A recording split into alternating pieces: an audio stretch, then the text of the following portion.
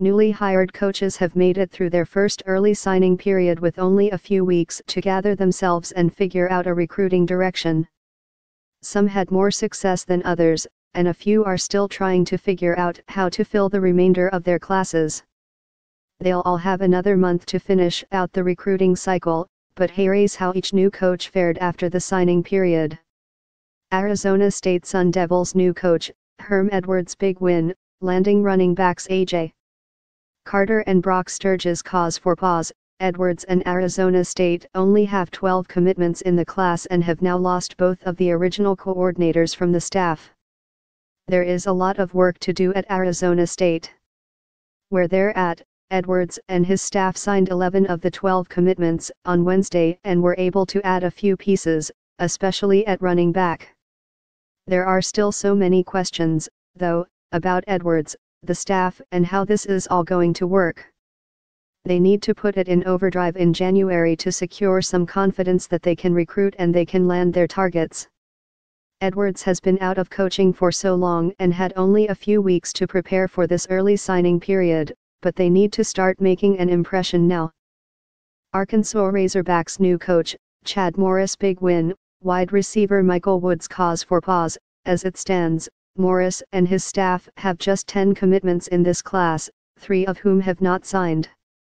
There is also only one commitment ranked as a 4-star, so January is going to be important. Where they're at, Morris and his staff have been on the job for just a few weeks, so it's hard to judge. He was smart about his recruiting efforts while at SMU and did a great job with marketing and bringing attention to the program. He will need to continue to find creative ways to get Arkansas to the forefront and get recruits excited about what's happening in the program.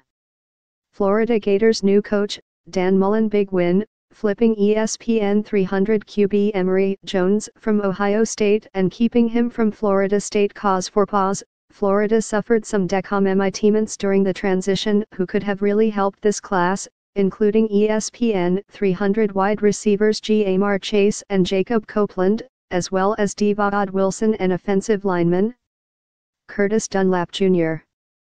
Among others where they're at, landing Jones was a huge deal for Mullen and the future of the program.